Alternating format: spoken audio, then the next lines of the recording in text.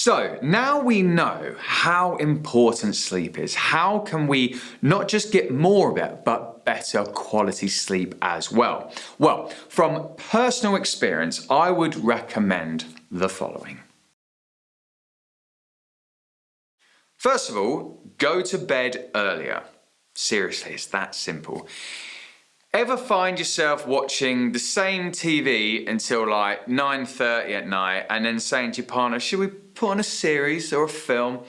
Why wait? If you want to binge a few of your favourite TV episodes, then, if you want to do it every night, then great, but just start it earlier. I know sometimes the kids can kick off and they don't go to bed when they should, so you start later than you intended, but really try and just start things earlier. But don't add on more episodes after that. Another one is turn off the screens earlier. Screens from your phone, laptop, TV, they produce something called blue light. I'm not going to go into the depth of this, but basically it stops your body and mind being able to prepare for sleep. It keeps you stimulated. So you don't have to stop it altogether in the evening, but just shut it off earlier. Ideally, half an hour before you sleep. You can also get some blue light blocking glasses if you want, but to be honest, I don't know how effective they are. The easiest thing to do is to just turn off screens half an hour before you go to sleep. Stop scrolling through Facebook and turn off the TV a little earlier. Turn your phone off or put it on airplane mode. This is a hard one, but it's a really good one to get used to for a couple of reasons. The earlier you can shut your phone off, the better. You don't need to be replying to emails late at night. This will just get your mind in work mode and mess with your sleep. You also don't need to be scrolling through social media before bed. And I've said that before, I'm saying it again, nothing is going to change that you can't check in the morning. Block that blue light as early as possible and get your mind ready for rest. Another one is don't ever work in bed. Similar to what I was just saying about shutting your mind off earlier, your bed is a sacred place. It should only ever be for sleep and sex. That bedroom is something you should be really looking forward to every night. Just for those two reasons. If you start working on your laptop in bed, you'll subconsciously start to associate that room with work and stress. This means it takes you a lot longer to drift off into a nice deep quality sleep. Wear an eye mask. I started to wear an eye mask when I was touring a lot because I found that a lot of the hotels and tour buses have random lights that you can't turn off or they blink or just generally annoy me. But when I got back home, I continued to wear them and I found that I fell asleep so much quicker. Now, maybe that was a kind of mind thing that when the mask goes on, it's time for sleep. But, or whether it blocks out the flashing lights or the TV light or whatever, or the street lights outside. If you've got see-through blinds, that kind of stuff can keep you awake. But at the end of the day, it really helped me. So I would definitely give one a try. I'd advise getting a good quality one, not those cheap shit ones you get on a plane for free. Get one that actually works and has dips in the eyes so it doesn't sit right on your face. You have a bit of blinking room.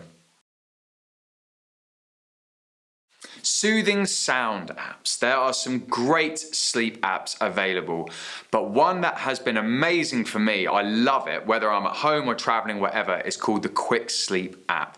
You can customize your own sounds and put on a timer so it turns off when you've nodded off. Very soothing. My personal favorite is Australian Beach, and it's a free download as well, so check that out. Now, foods and drinks to avoid before bed. Yes, there are definitely some food and drinks to avoid late at night which can interfere with the quality of your sleep. The most obvious one is caffeine.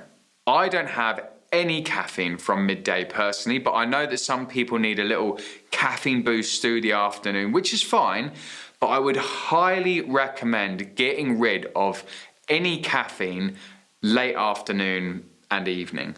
You don't need it. It's designed to keep you awake. So the further you have this away from your bedtime, the better.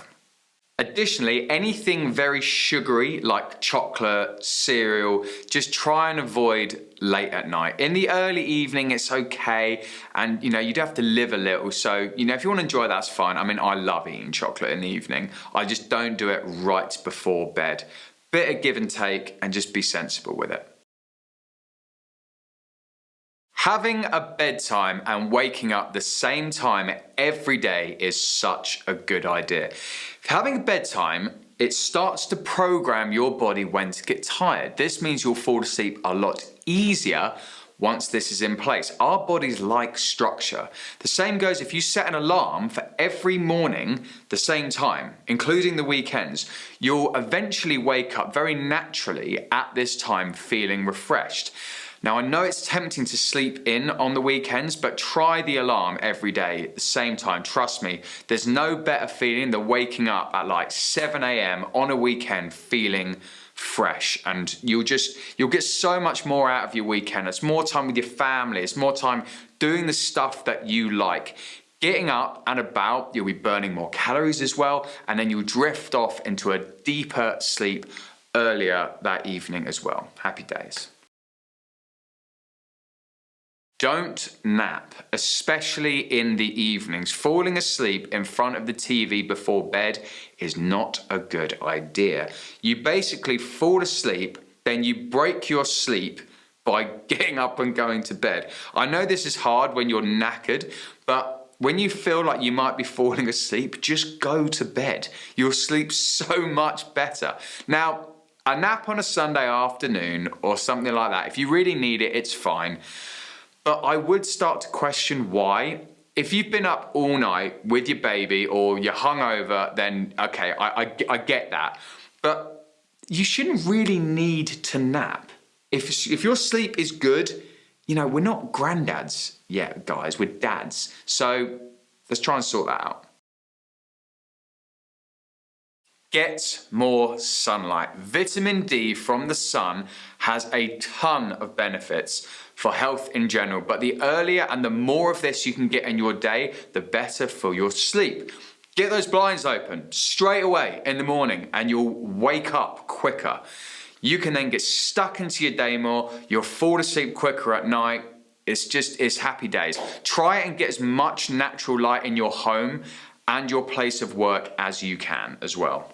While we're on the subject of vitamin D, I would actually recommend you take vitamin D as a supplement. You can get this in the form of tablets or a spray. The reason for this is that in general, people just don't get enough. This is something I take every day without fail, and it's especially important through those winter months. If you're also working inside all year round, just take it all year round. It's so important and will really help you. Keep the lights off if you need to get up and use the toilet. I mean, should be obvious. This is if you can keep the lights off. If you need the toilet and all the lights are off and then you crash into stuff and you wee all over the floor, that's not good. What I'm trying to say is that when you turn on the light to go to the toilet, it stimulates your brain and it makes it harder to fall back into a good quality sleep. So keep them dimmed down or off altogether if you can. Just don't wee on the floor. Leave enough time to digest your last meal. This is something I've actually recently put into practice and I found the difference was massive. I like going to bed satisfied with my day, stomach's full of good food, every kind of satisfied. But by eating too close to the time I'd go to sleep, I'd feel bloated the next day and I wouldn't be as comfortable falling asleep. In short, I wasn't leaving enough time to digest my food. If I eat really late because I get caught up, that does happen, it's life. And all I do is, if that happens, I just go for a walk around the block to help my food digest because I know I'll sleep a lot better. Obviously, the easiest thing to do is just eat earlier, but if you get caught up, give yourself some time to digest your food. Earplugs. Now, I don't use earplugs at home because I need to hear if my baby wakes up. This is, I guess, a bit more of a travel one if you work away. Whether it's the traffic outside or noisy neighbours, it can definitely be useful. Maybe give them a try and see how you get on. Room temperature. Now, this is a very important one. By turning the temperature down in your bedroom, your body will cool faster and find it easier to fall into a deep sleep. Obviously, in a scorching summer, this isn't always possible, but throughout the year, just try and keep that room as cool as you can.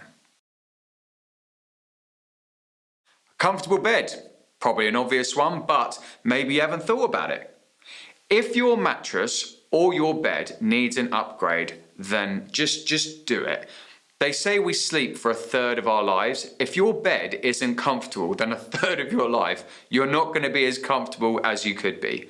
It's so worth the investment. So if you need a change, get on that. Sleeping naked.